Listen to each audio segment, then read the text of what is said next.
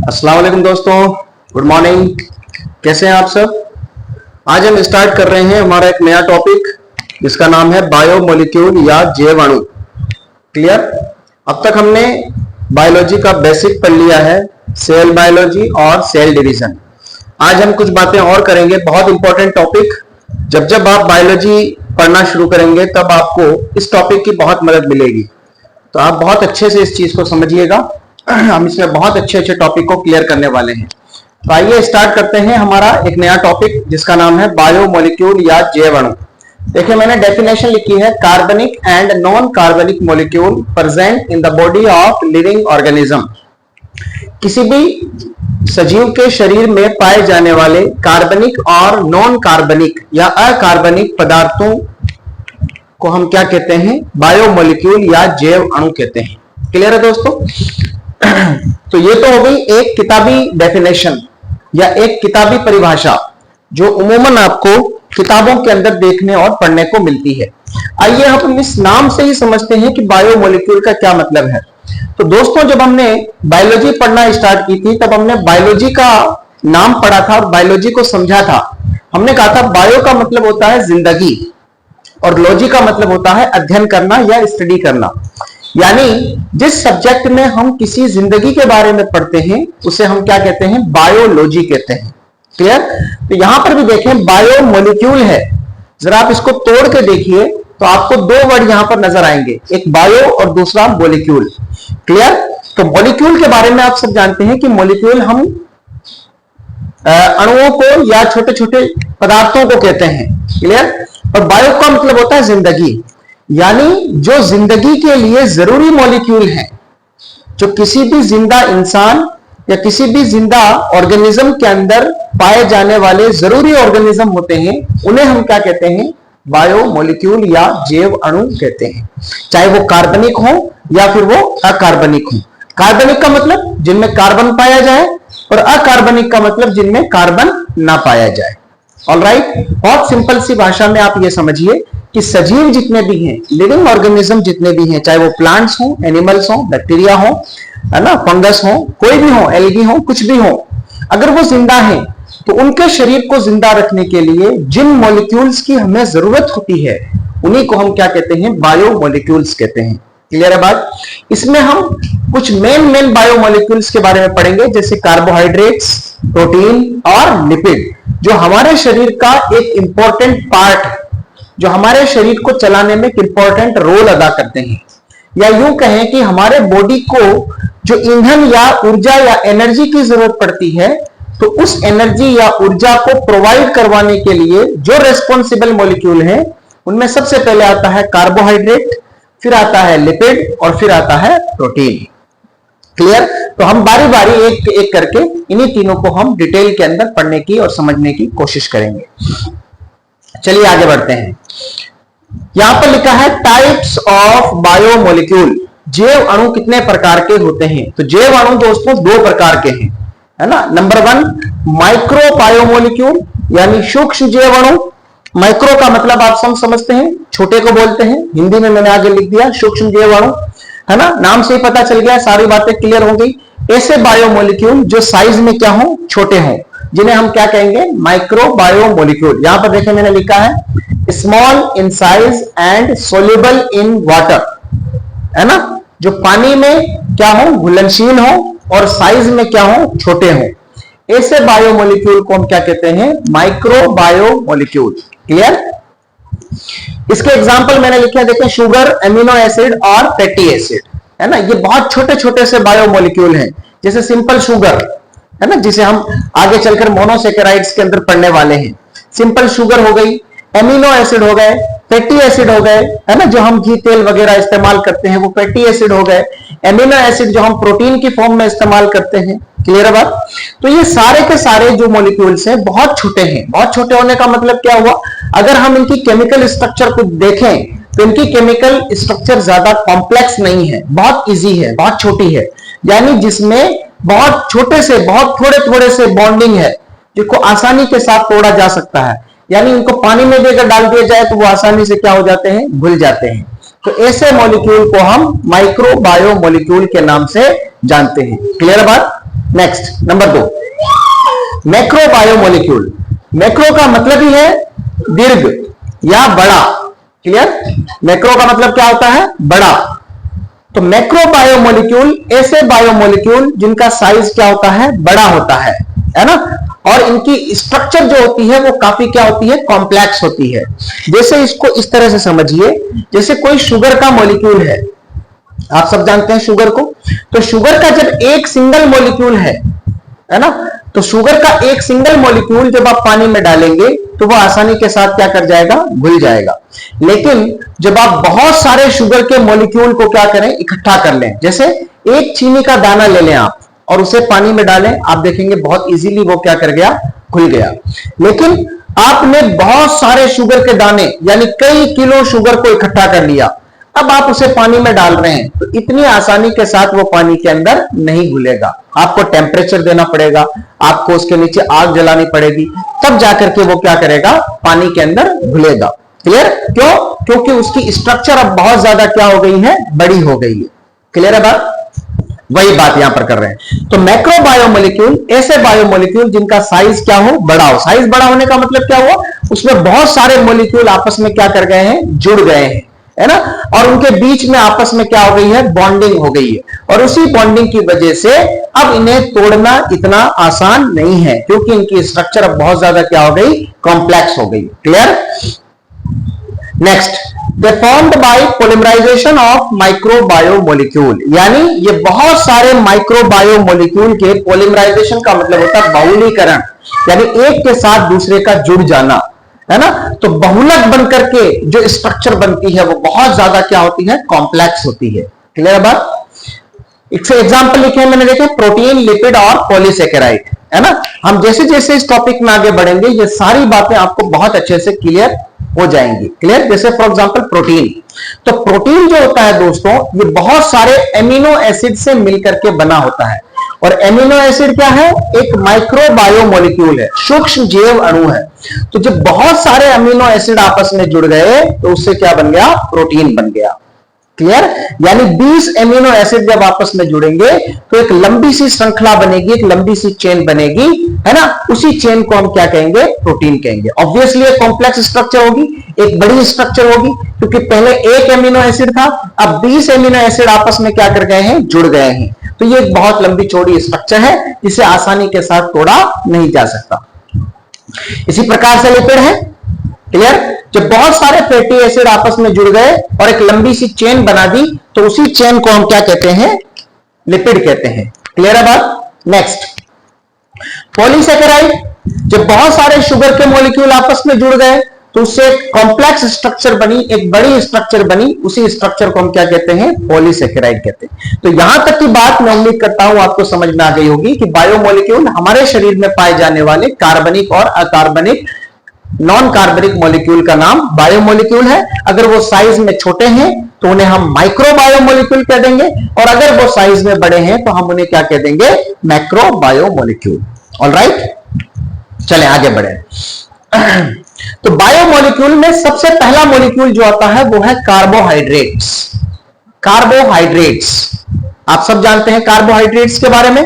Carbon, hydrogen और oxygen से मिलकर बनने वाले पदार्थ या मॉलिक्यूल को क्या कहते हैं? कार्बोहाइड्रेट्स। नाम से पता चल रहा है, कार्बन, हाइड्रोजन और ऑक्सीजन, इन तीन चीजों से मिलकर बनने वाले पदार्थों को हम क्या कहते हैं? कार्बोहाइड्रेट्स, जिन्हें हम नॉर्मल लैंग्वेज में हम शुगर कहते हैं। क्या कहते हैं? शुगर या शर्करा। चले देखिए इसकी डेफिनेशन क्या लिखी है। Organic molecule composed of carbon, hydrogen and oxygen, यानी कार्बन, हाइड्रोजन और ऑक्सीजन से मिलकर बनने वाले पदार्थों को हम क्या कहते हैं? कार्बोहाइड्रेट्स। नाम याद रहेगा आपको, डेफिनेशन भी याद रहेगी, कार्बोहाइड्रेट्स। ऑलराइट, चलिए कार्बोहाइड्रेट्स के बारे में कुछ स्पेशल पॉइंट्स जानने की कोशिश करते हैं कि आखिर कार्बोहाइड्रेट्स क्या हैं। पृथ्वी पर पाए जाने वाले सबसे अधिक मात्रा में पाया जाने वाला ये कार्बनिक पदार्थ है। कार्बनिक पदार्थ हम इसको क्यों कह रहे हैं? कार्बनिक मॉलिक्यूल हम इसको क्यों कह रहे हैं? बिकॉज इसकी स्ट्रक्चर में क्या है? कार्बन है। यहां पर भी देखें हमने लिखा है कि कंपोज्ड ऑफ कार्बन, जो किससे मिलकर बने? कार्बन से मिलकर बने। क्लियर? तो जिसकी स्ट्रक्चर में कार्बन आ रहा है हम उसे क्या कहेंगे? कार्बनिक मॉलिक्यूल। क्लियर है बात?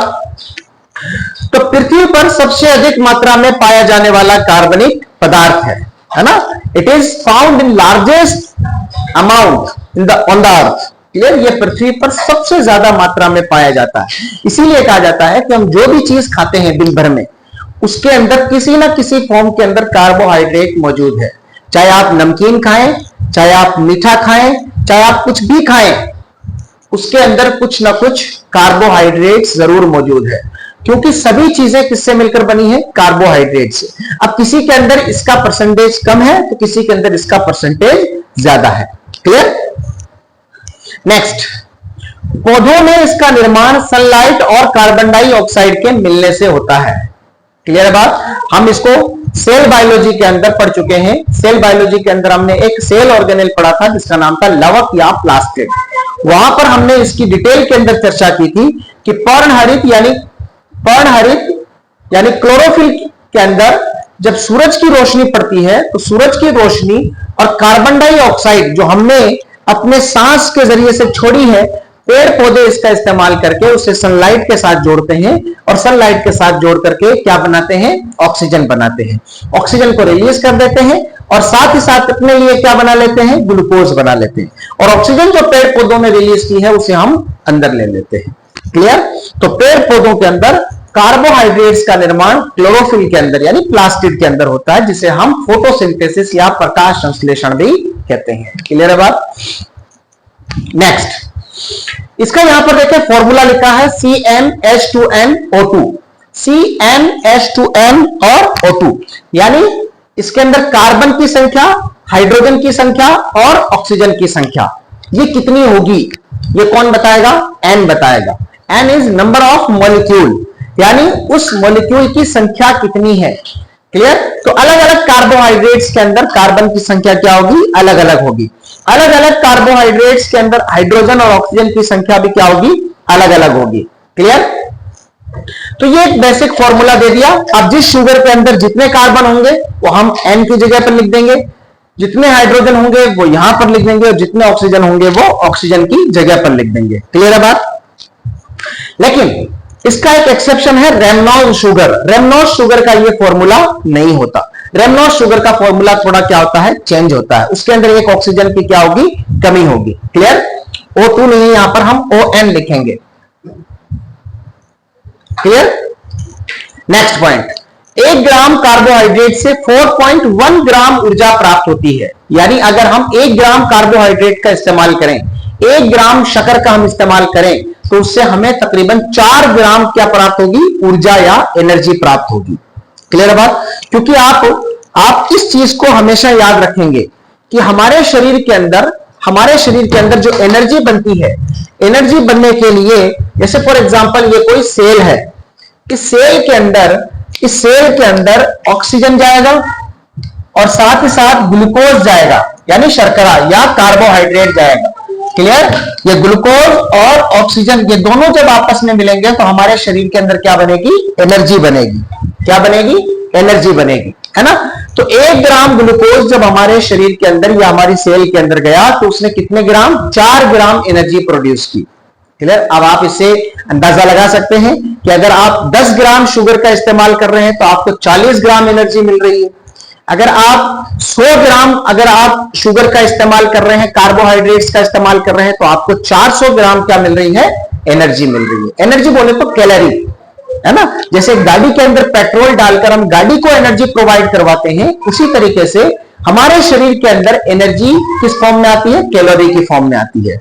और ये कैसे पैदा होती है? जब हम कार्बोहाइड्रेट्स का इस्तेमाल करते हैं, जब हम प्रोटीन का इस्तेमाल करते हैं, जब हम लिपिड्स का इस्तेमाल करते हैं। ऑलराइट, चलिए आगे बढ़ते हैं। नेक्स्ट, कार्बोहाइड्रेट्स हमारे शरीर का 1% भाग बनाता है। कार्बोहाइड्रेट्स हमारे शरीर का कितने प्रतिशत भाग बनाता है? 1% भाग। क्लियर। सभी कार्बोहाइड्रेट्स जल में घुलनशील है। All carbohydrates are soluble in water. सभी कार्बोहाइड्रेट्स पानी में क्या? तो सभी कार्बोहाइड्रेट्स पानी में क्या है? घुलनशील है। All carbohydrates are soluble in water, है ना। सिर्फ इसका एक एक्सेप्शन है और वो एक्सेप्शन कौन सा है? स्टार्च। स्टार्च पानी में घुलनशील नहीं है। क्यों? क्योंकि स्टार्च की जो स्ट्रक्चर है, संरचना है, वो बहुत ज्यादा कॉम्प्लेक्स है, क्योंकि इसके अंदर बहुत सारे शुगर के मॉलिक्यूल क्या हैं, आपस में जुड़े हुए हैं। क्लियर है बात? तो ये तो हो गए कार्बोहाइड्रेट्स के बारे में कुछ जानकारियां, कुछ स्पेशल पॉइंट्स। नेक्स्ट, कार्बोहाइड्रेट्स का वर्गीकरण। कार्बोहाइड्रेट्स को कितने पार्टों में क्लासिफाई किया गया है?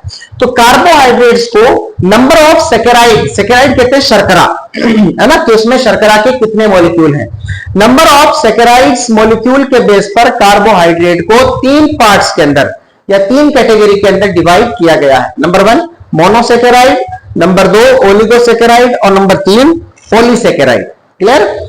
मोनो का मतलब होता है एक और सेकेराइड का मतलब शर्करा, जिसमें शर्करा का एक मॉलिक्यूल हो उसे हम क्या कहेंगे, मोनोसेकेराइड।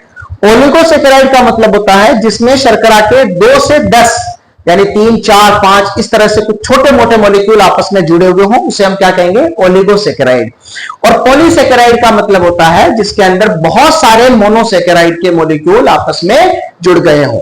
क्लियर? पॉली का मतलब होता है बहुत ज्यादा। आइए अब हम तीनों की अलग अलग चर्चा करते हैं। सबसे पहले हम बात करते हैं मोनोसेकेराइड की। देखें, यहां पर लिखा है मोनोसेकेराइड। मोनो का मतलब होता है एक, और मोनोसेकेराइड एक प्रकार का कार्बोहाइड्रेट है। ये तो बात सबको पता है, क्योंकि कार्बोहाइड्रेट का हम क्लासिफिकेशन पढ़ रहे हैं किसके बेस पर, सेकेराइड मॉलिक्यूल के बेस पर, यानी किस कार्बोहाइड्रेट में कितने सेकेराइड के मॉलिक्यूल हैं। क्लियर? उसके आधार पर हमने इनको अलग अलग कैटेगरी में क्या कर दिया, डिवाइड कर दिया।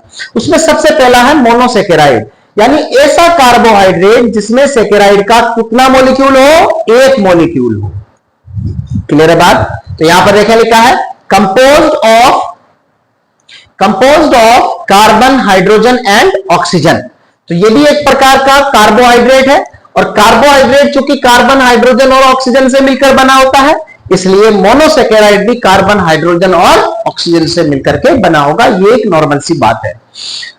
Next, in monosaccharide 3 to 7 carbons are present, यानी अगर हम मोनोसेकेराइड में कार्बन की बात करें तो कितने कार्बन होंगे, 3 से लेकर के 7 तक। 4 भी हो सकते हैं, 5 भी हो सकते हैं, 6 भी हो सकते हैं और 7 भी हो सकते हैं। क्लियर? कार्बन परमाणुओं की संख्या क्या हो सकती है, अलग अलग हो सकती है। लेकिन ऐसे सेकेराइड जिनमें सेकेराइड की संख्या, शर्करा की संख्या कितनी होगी, 1 होगी, यानी वो सिंपल सी एक शुगर होगी जिसकी स्ट्रक्चर क्या हो, बहुत छोटी हो।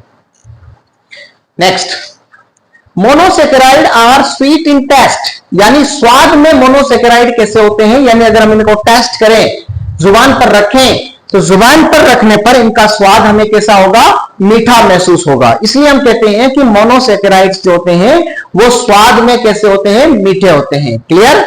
Next, carbon, hydrogen, oxygen releases after breakdown of monosaccharide, यानी मोनोसेकेराइड के टूटने पर कार्बन, हाइड्रोजन और ऑक्सीजन रिलीज होता है। ये एक नॉर्मल सी बात है, क्योंकि कार्बन, हाइड्रोजन और ऑक्सीजन इन तीनों से ही मिलकर के बने होते हैं मोनोसेकेराइड।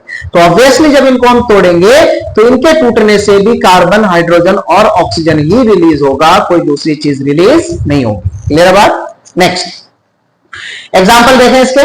मोनोसेकेराइड का एग्जाम्पल है ग्लूकोज, फ्रक्टोज, गैलेक्टोज। नाम याद रखिएगा, फ्रक्टोज, गैलेक्टोज और ग्लूकोज। फ्रक्टोज, जैसे आप फ्रूट खाते हैं तो फ्रूट के अंदर जो शर्करा आपको महसूस होती है, जो मीठापन आपको महसूस होता है, वो क्या है, फ्रक्टोज है। दूध आप पीते हैं तो दूध के अंदर आपको जो मीठापन महसूस हो रहा है वो क्या है, गैलेक्टोज। और नॉर्मल जो आप चीनी वगैरह खाते हैं या जो कुछ भी आप खाते हैं उसके अंदर आपको जो मीठापन महसूस होता है वो क्या है, ग्लूकोज। क्लियर है बात? आगे बढ़े। तो ये सारे के सारे क्या है, मोनोसेकेराइड है। तो आज से अगर आपको कोई पूछे कि भाई ग्लूकोज क्या है, हम कहेंगे मोनोसेकेराइड है। क्यों है मोनोसेकेराइड? क्योंकि एक सिंपल सी शुगर है जिसमें मोनोसेकेराइड, जिसमें सेकेराइड या शर्करा की मात्रा क्या है, 1 है, और इसमें कार्बन कितने हैं, 3 to 7। क्लियर बात?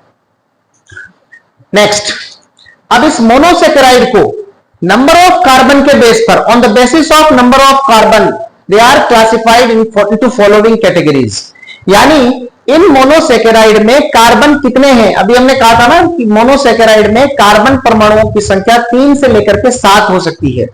तो अलग अलग मोनोसेकेराइड में कार्बन की संख्या भी क्या होती है, अलग अलग होती है। किसी में 3 है, किसी में 4 है, किसी में 5 है, किसी में 6 है, तो किसी में 7 है। तो उन्हीं कार्बन परमाणुओं की संख्या के आधार पर हमने मोनोसेकेराइड के अलग अलग क्या बना दिए, पार्ट बना दिए, या इसको हमने अलग अलग कैटेगरी के अंदर क्या कर दिया, क्लासिफाइड कर दिया। क्लियर? उसी को हमें देखना है। जैसे ट्रायोज नाम से पता चल रहा है, देखें अगर कार्बन परमाणुओं की संख्या मोनोसेकेराइड के अंदर कितनी हो, 3 हो, तो हम ऐसे मोनोसेकेराइड को क्या कहेंगे, ट्रायोज। यहां पर लिखा देखें 3 कार्बन मॉलिक्यूल, जिसमें 3 कार्बन के मॉलिक्यूल हो। Example try hydroxy acetone. Tetrose नाम से पता चल रहा है 4 कार्बन के मॉलिक्यूल हो। क्लियर? तो ऐसे मोनोसेकेराइड को हम क्या कहेंगे, टेट्रोज। जैसे इरिथ्रोज एंड इरिथ्रुलोज। क्लियर? पेंटोज, पेंटा, ऐसा मोनोसेकेराइड जिसमें कार्बन परमाणुओं की संख्या कितनी हो, 5 हो, ऐसे मोनोसेकेराइड को हम क्या कहेंगे, पेंटोज। जैसे एग्जांपल लिखा है राइबोज और डीऑक्सी राइबोज। हेक्सोज, हेक्सा कहते हैं 6 को। अगर मोनोसेकेराइड में कार्बन परमाणुओं की संख्या कितनी हो, 6 हो, तो ऐसे मोनोसेकेराइड को हम क्या कहेंगे, हेक्सोज। जैसे एग्जांपल लिखा है ग्लूकोज, फ्रक्टोज और गैलेक्टोज, है ना। आपने ग्लूकोज का फॉर्मूला पढ़ा होगा, ऐसे लिखते हैं C6H12O6। क्लियर है? तो वहां पर देखें आप, कार्बन की संख्या कितनी लिखते हैं, 6 लिखते हैं, इसीलिए हम इसको क्या बोलते हैं, हेक्सोज बोलते हैं। क्या बोलते हैं, हेक्सोज। हम पढ़ेंगे, नेक्स्ट टॉपिक हमारा आएगा न्यूक्लिक एसिड, इसी टॉपिक के अंदर।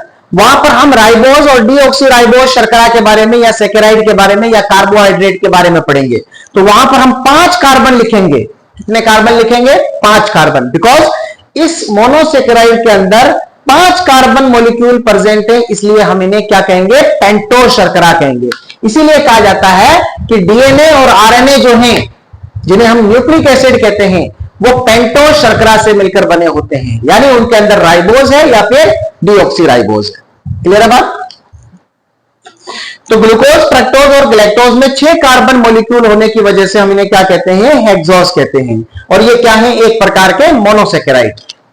नेक्स्ट, अगर किसी मोनोसेकेराइड में 7 कार्बन के मॉलिक्यूल हो, तो हम उसे क्या कहेंगे, हेप्टोज कहेंगे। क्या कहेंगे, हेप्टोज।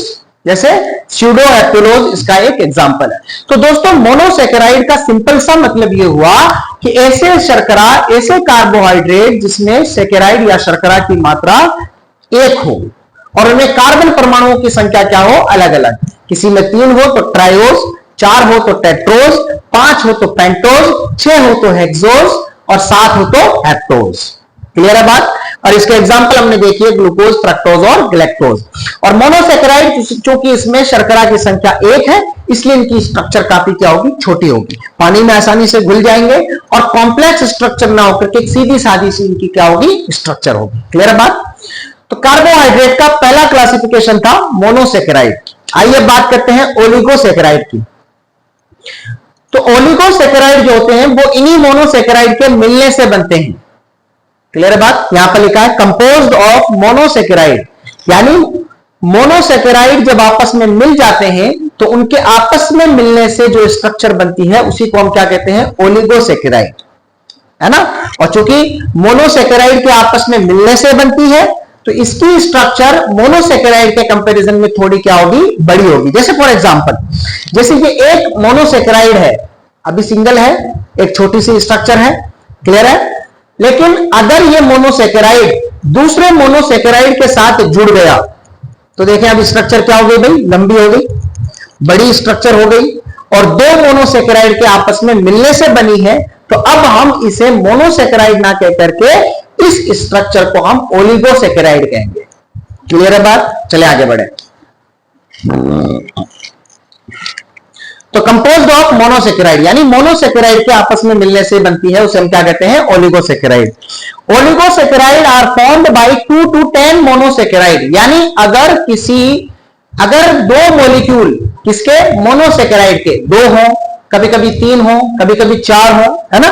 तो 2 से लेकर के 10 मोनोसेकेराइड के मॉलिक्यूल जब आपस में जुड़ जाते हैं, है ना, जैसे 5 ग्लूकोज आपस में जुड़ गए, है ना, तो ग्लूकोज क्या है, जो देखें मोनोसेकेराइड है, तो 5 ग्लूकोज के मॉलिक्यूल आपस में जुड़ गए। जैसे जोड़ के देखें, जैसे इस प्रकार से glucose plus glucose plus glucose plus glucose plus glucose. 5 glucose के मॉलिक्यूल आपस में जुड़ गए, क्लियर। तो अब एक लंबी सी स्ट्रक्चर बन गई, अब इसे हम ओलिगोसेकेराइड कहेंगे। या 5 फ्रक्टोज के मॉलिक्यूल आपस में जुड़ गए, या 5 ग्लूकोज 5 फ्रक्टोज आपस में जुड़ गए, या 3 ग्लूकोज 3 गैलेक्टोज आपस में क्या कर गए, जुड़ गए। तो इनके आपस में जुड़ने से, आपस में मिलने से जो स्ट्रक्चर्स बन रही हैं, वो सारी की सारी स्ट्रक्चर्स क्या होंगी, ओलिगोसेकेराइड्स होंगी। क्लियर है बात। तो सिंपल सी बात याद रखिए, ओलिगोसेकेराइड मोनोसेकेराइड के आपस में मिलने से बनते हैं। क्लियर। जैसे यहां पर देखें एग्जांपल लिखा है, सुक्रोज, माल्टोज और लैक्टोज, याद रखिएगा। और इसका फॉर्मूला भी लिखा है, देखें C12H22 और ऑक्सीजन 11, यानी इसमें कार्बन परमाणुओं की संख्या 12 है, हाइड्रोजन की 22 है और ऑक्सीजन की 11 है। क्लियर। नेक्स्ट देखें सुक्रोज क्या है। सुक्रोज एक प्रकार का ओलिगोसेकेराइड है, याद रखिएगा, आगे बहुत काम आएंगे ये नाम। सुक्रोज को हम प्लांट शुगर भी कहते हैं क्योंकि ये प्लांट्स के अंदर पाई जाती है। कैन शुगर भी कहते हैं क्योंकि ये ईख के अंदर, गन्ने के अंदर पाई जाती है, इसलिए हम इसे क्या कहते हैं, सुक्रोज कहते हैं। क्लियर।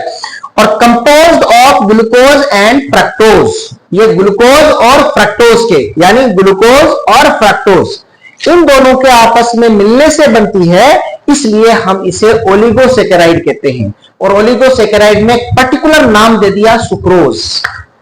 क्लियर है बात। तो जब भी आप गन्ने का रस पिए या गन्ने को खाने की कोशिश करें, तो आपके दिमाग में याद आना चाहिए कि हम सुक्रोज नाम के कार्बोहाइड्रेट्स का इस्तेमाल कर रहे हैं। और सुक्रोज किससे मिलकर बना है, ग्लूकोज और फ्रक्टोज से मिलकर बना है। क्लियर है बात। Next maltose. माल्टोज भी प्लांट शुगर कहलाती है, या जिसे माल्ट शुगर भी कहते हैं। और ये कहां पाई जाती है, ये जर्मिनेटेड सीड्स के अंदर, यानी अंकुरित बीज जो हो जाते हैं। अंकुरित बीज आपने देखे होंगे, जैसे आप चने को भिगो दे तो चने के अंदर से छोटी सी डंडी निकल जाती है, जिसे हम क्या बोलते हैं, अंकुरित बीज या अंकुरण, जर्मिनेशन कहते हैं। आप पढ़ेंगे इसके बारे में। क्लियर। तो उनके अंदर जो शर्करा है वो कौन सी शर्करा है, माल्टोज है। किससे मिलकर बनी होती है, 2 ग्लूकोज के मॉलिक्यूल आपस में जब जुड़ जाते हैं, ग्लूकोज प्लस ग्लूकोज, ये 2 ग्लूकोज आपस में जब जुड़ जाते हैं तो उससे एक नया मॉलिक्यूल बन गया, जिसे हमने ओलिगोसेकेराइड नाम दिया। और ओलिगोसेकेराइड ने एक पर्टिकुलर शर्करा का नाम दे दिया कि ये माल्टोज है। क्लियर बात। Next last lactose. लैक्टोज को हम एनिमल शुगर कहते हैं। क्यों, क्योंकि ये जानवरों के दूध में पाई जाती है। क्लियर। और ये ग्लूकोज और गैलेक्टोज के, यानी ग्लूकोज और गैलेक्टोज के आपस में मिलने से बनती है। क्लियर है बात। देखें तो सुक्रोज किससे मिलकर बना, ग्लूकोज प्लस फ्रक्टोज, इन दोनों के आपस में मिलने से क्या बना, सुक्रोज। माल्टोज किससे मिलकर बना, ग्लूकोज प्लस ग्लूकोज, 2 ग्लूकोज के मॉलिक्यूल से क्या बना, माल्टोज। और लैक्टोज किससे बना, ग्लूकोज प्लस गैलेक्टोज। क्लियर। यानी मोनोसेकेराइड ही आपस में एक दूसरे के साथ क्या कर रहे हैं, बॉन्ड बना रहे हैं, और इनकी बॉन्डिंग से नए मॉलिक्यूल बन रहे हैं, जिन्हें हम क्या कहते हैं, ओलिगोसेकेराइड। क्लियर है। तो मोनोसेकेराइड क्लियर हो गया, ओलिगोसेकेराइड भी क्लियर हो गया। आइए अब बात करते हैं पॉलीसेकेराइड, तीसरा टाइप, कार्बोहाइड्रेट का तीसरा टाइप, जिसे हम क्या कहते हैं, पॉलीसेकेराइड कहते हैं। देखें composed of more than 10 monosaccharides, यानी ऐसा पॉलीसेकेराइड, ऐसा कार्बोहाइड्रेट जिसके अंदर मोनोसेकेराइड 10 से ज्यादा हो। अगर 10 तक हो तब तो हम उसे क्या कहेंगे, ओलिगोसेकेराइड।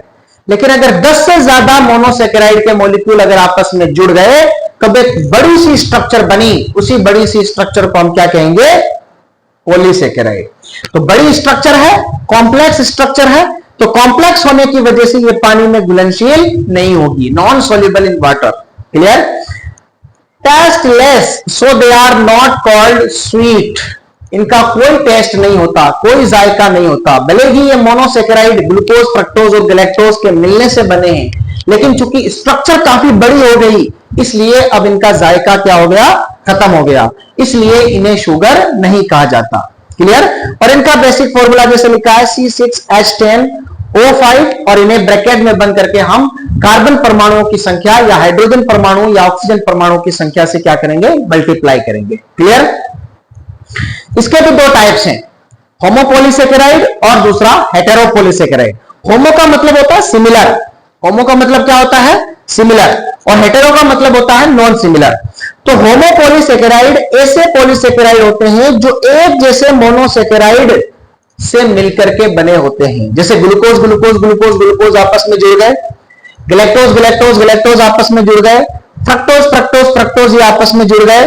तो इन एक जैसे मॉलिक्यूल, एक जैसे मोनोसेकेराइड के आपस में जुड़ने से कोई स्ट्रक्चर जब बनती है तो उसे हम क्या कहेंगे होमोपॉलीसेकेराइड। जैसे सेलुलोज, स्टार्च, ग्लाइकोजन और काइटिन। बहुत इंपॉर्टेंट नाम है ये। सेलुलोज आपने सेल वॉल के अंदर पढ़ रखा है, काइटिन आपने सेल वॉल के अंदर पढ़ रखा है, ग्लाइकोजन जो होता है यह हमारे शरीर के अंदर स्टोर फूड है ना। जब हम खाना खाते हैं उस खाने से हमें जितना शुगर मिलता है वो हमारा शरीर काम में लेता है एनर्जी बनाने के लिए, और जब सभी को एनर्जी दे दी जाती है तो जितना ग्लूकोज बन जाता है उसे ग्लाइकोजन में कन्वर्ट कर दिया जाता है, और ग्लाइकोजन में कन्वर्ट करके क्या कर दिया जाता है लीवर के पास जमा करवा दिया जाता है।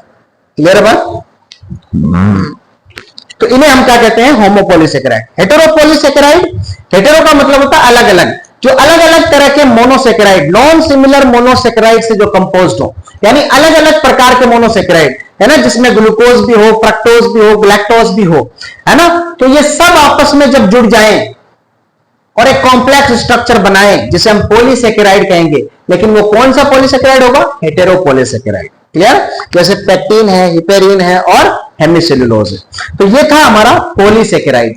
तो बेसिक हमने कितने पढ़े, 3 पॉलीसेकेराइड पढ़े, मोनोसेकेराइड, ओलिगोसेकेराइड और पॉलीसेकेराइड।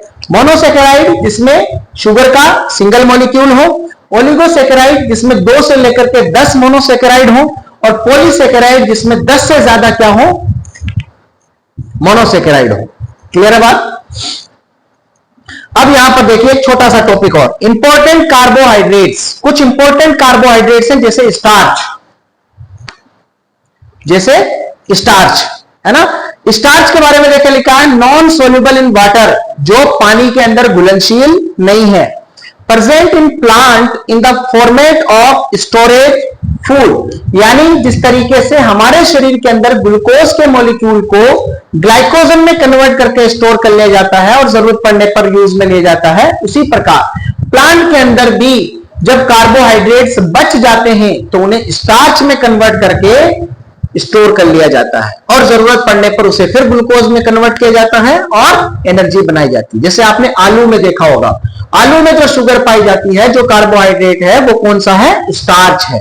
कौन सा है। इसीलिए हमें आलू का कोई जायका महसूस नहीं होता, क्योंकि स्टार्च एक पॉलीसेकेराइड है, और पॉलीसेकेराइड है तो उसका स्वाद हमें महसूस नहीं होता। क्यों नहीं होता, क्योंकि वो एक कॉम्प्लेक्स स्ट्रक्चर है, इसलिए हमें वो टेस्ट महसूस नहीं होता। Next cellulose. सेलुलोज सबसे अधिक मात्रा में पाया जाने वाला कार्बनिक पदार्थ है, सबसे ज्यादा पाया जाने वाला ये कार्बनिक मटेरियल है। क्लियर। कहां पाया जाता है, main component of cell wall. हमने पढ़ा है सेल वॉल के अंदर बहुत अच्छी डिटेल के अंदर कि सेलुलोज से मिलकर के बनी होती है, और सेलुलोज इसे मजबूती देने का काम करता है। क्लियर। और ये किससे मिलकर बनता है, ग्लूकोज के मॉलिक्यूल से मिलकर के बनता है। यहां पर देखिए हमने लिखा है सेलुलोज एक तरह का होमोपॉलीसेकेराइड है, बहुत सारे ग्लूकोज के एक जैसे मॉलिक्यूल आपस में मिल गए और उससे कॉम्प्लेक्स स्ट्रक्चर बन गई, उसी को हमने क्या कह दिया सेलुलोज। ग्लाइकोजन। ग्लाइकोजन के बारे में हम कई बार बात कर चुके हैं कि ये स्टोरेज फूड है किसका, एनिमल्स का, जंतुओं का। Pectin main component of middle lamella. Middle lamella क्या है, सेल वॉल के अंदर हमने पढ़ा था मिडल लेमिला, याद कीजिए। अगर याद नहीं आ रहा है तो हमारे सेल वॉल का टॉपिक जाकर के देख सकते हैं, DFA media by doctor name पर वो अपलोड है। क्लियर है बात। यूज्ड इन एडिबल्स, यानी जो हम खाने पीने की चीजें इस्तेमाल करते हैं उनके अंदर पैक्टिन का इस्तेमाल होता है, जैसे मुरब्बा के अंदर। क्लियर। और लास्ट आता है chitin, main component of cell wall of fungus. कवक की जो सेल वॉल है, कोशिका भित्ति है, उसको बनाने वाला जो कंपोनेंट है वो कौन है, काइटिन है। क्लियर। तो दोस्तों ये अलग अलग टाइप के, अलग अलग प्रकार के कार्बोहाइड्रेट्स हमने पढ़े। क्लियर। उम्मीद है आपको ये टॉपिक समझ में आया होगा बहुत अच्छे से। कोई प्रॉब्लम है, कोई कंफ्यूजन है तो आप कमेंट कीजिए, मैं उसका जवाब आपको कमेंट बॉक्स के अंदर समझाने की कोशिश करूंगा। Alright, thank you very much.